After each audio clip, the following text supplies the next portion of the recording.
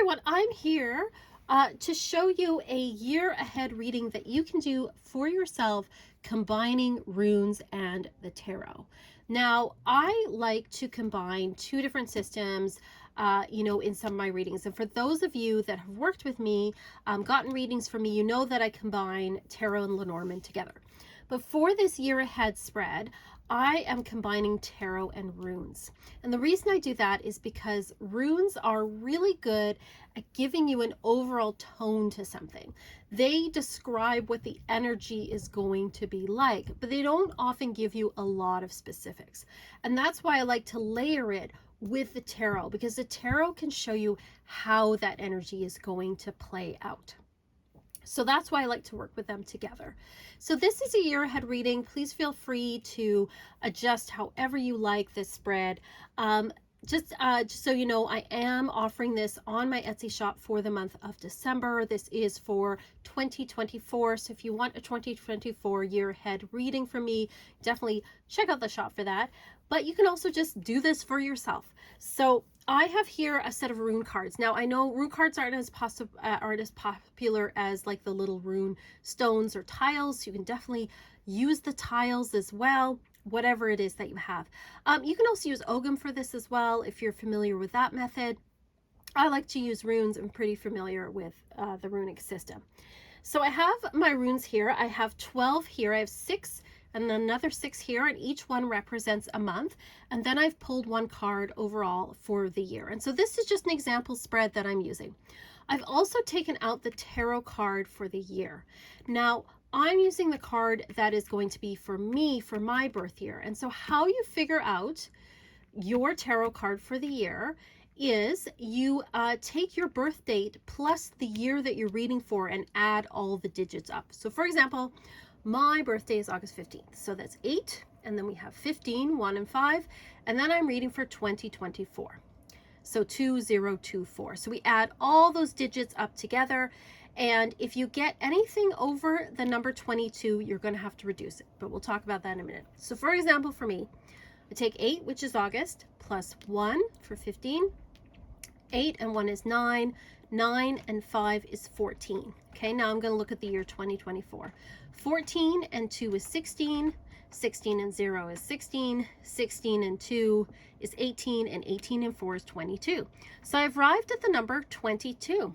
And 22, you know, there isn't like a number 22 in the tarot. That is the Fool. That is the 0 card. So we have here a Fool year. So I've taken that out and I've put that there because that's going to show me, again, tone to the year.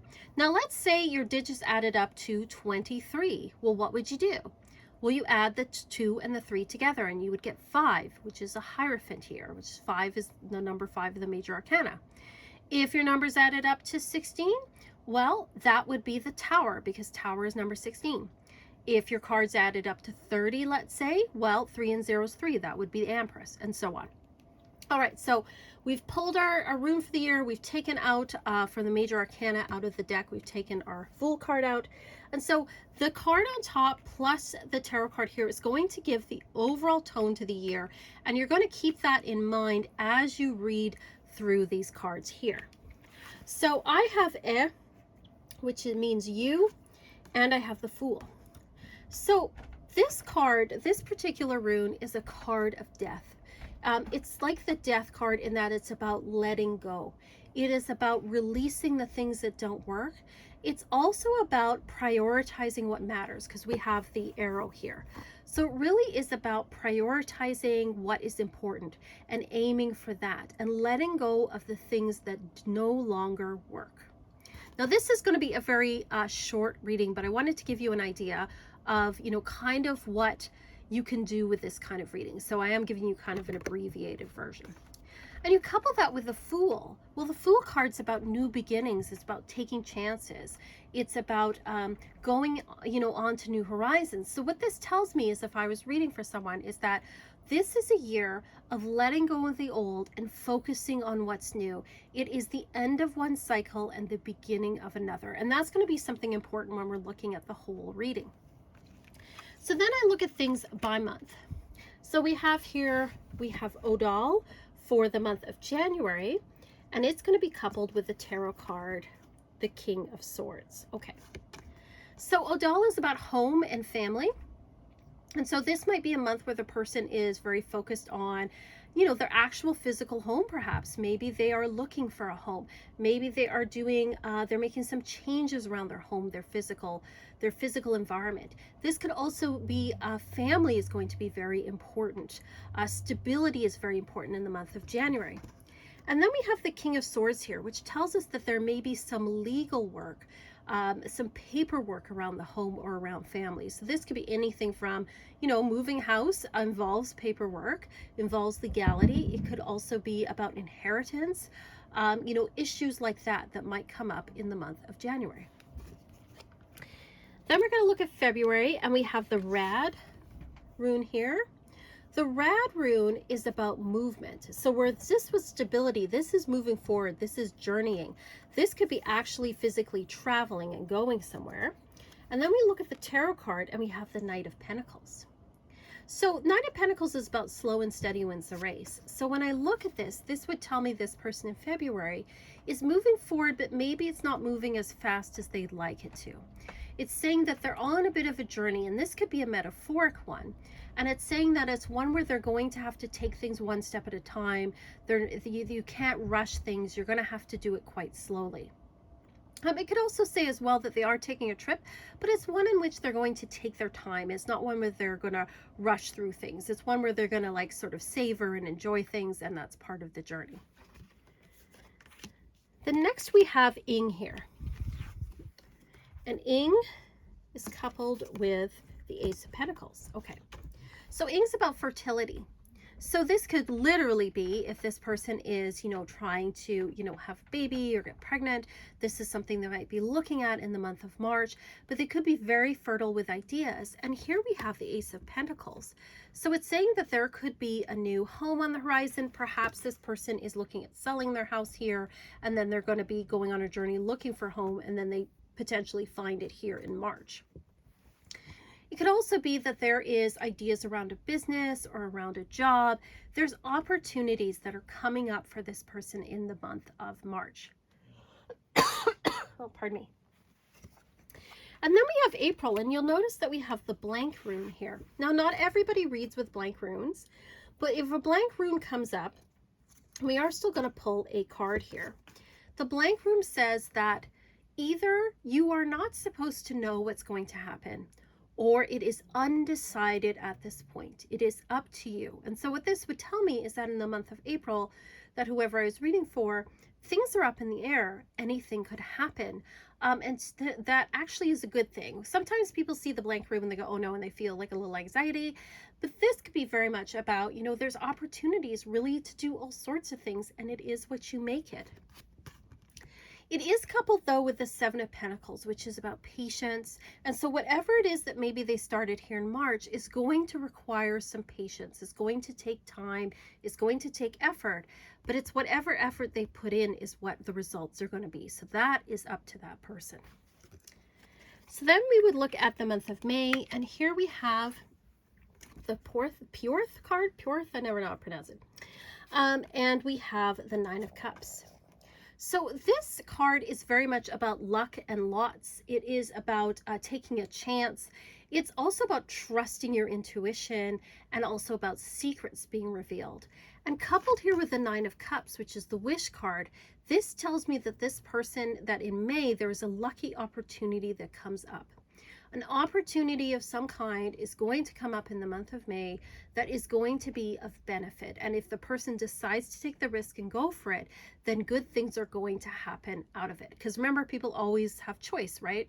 This is saying where the energy is going, but people can always decide what they want to do with it.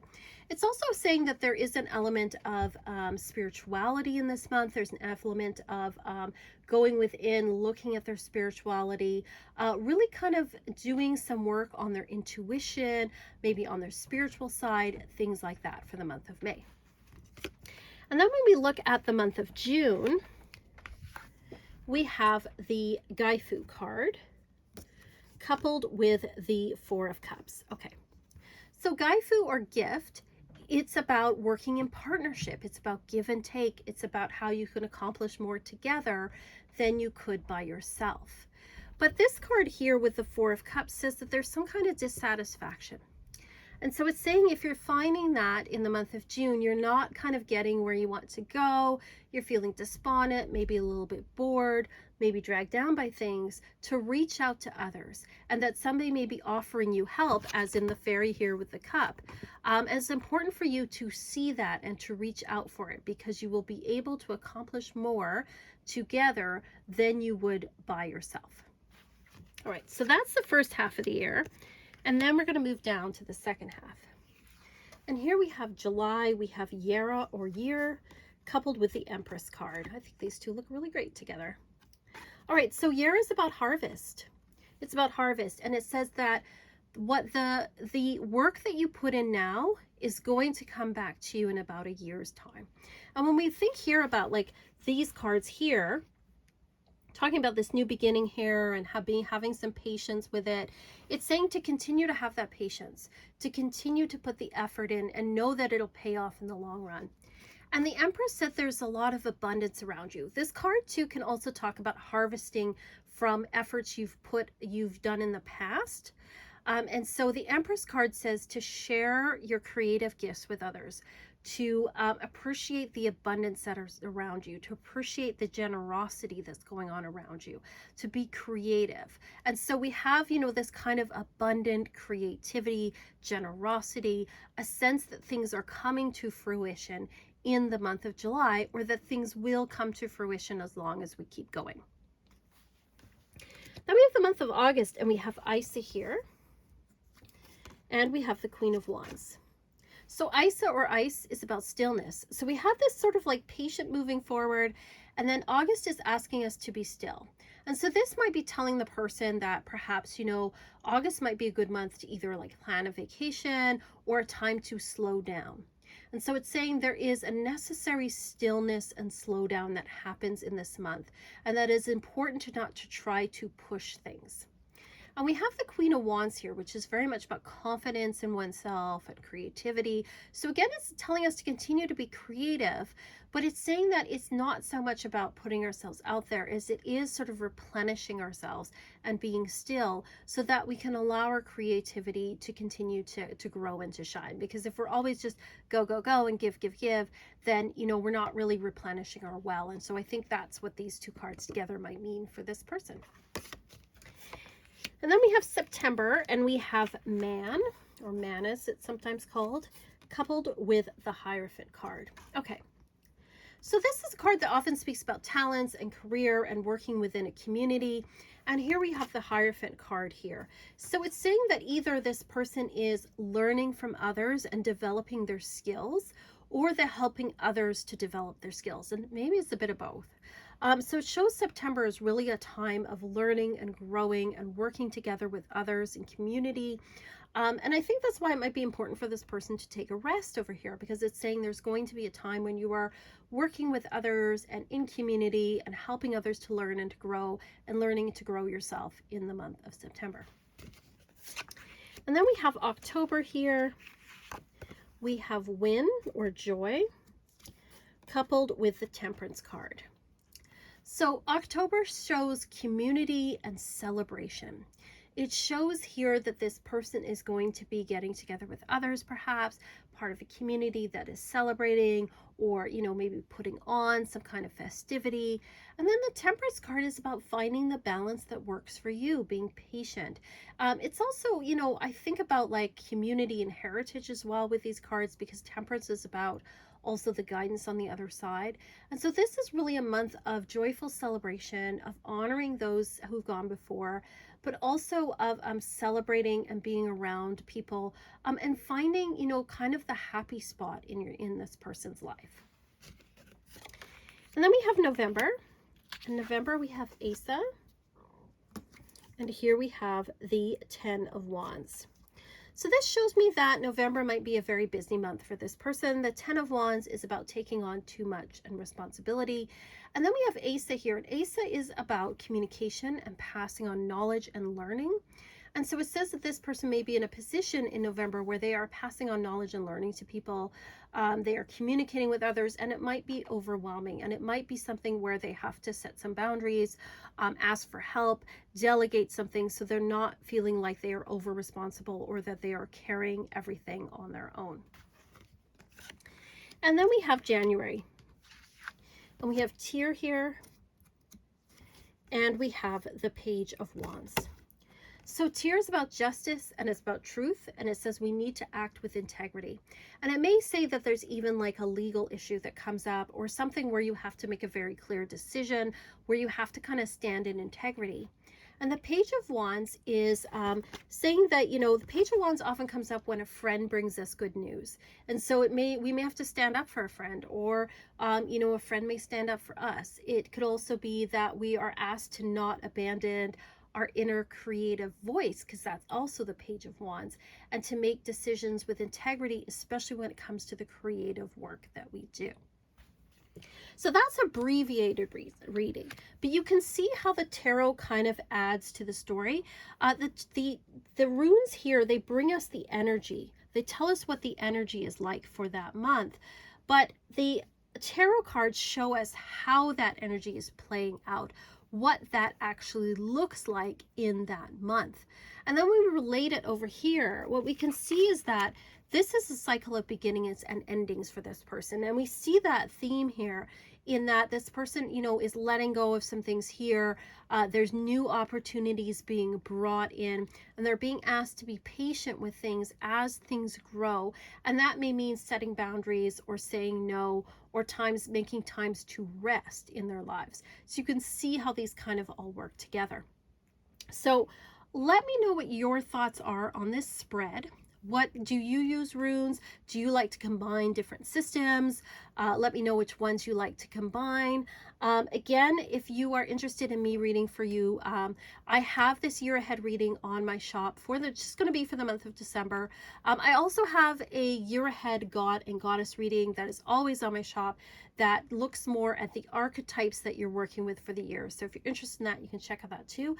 But otherwise, just let me know what you think of the runes here, what you think of putting these two different systems together. Does it work for you? Does it not?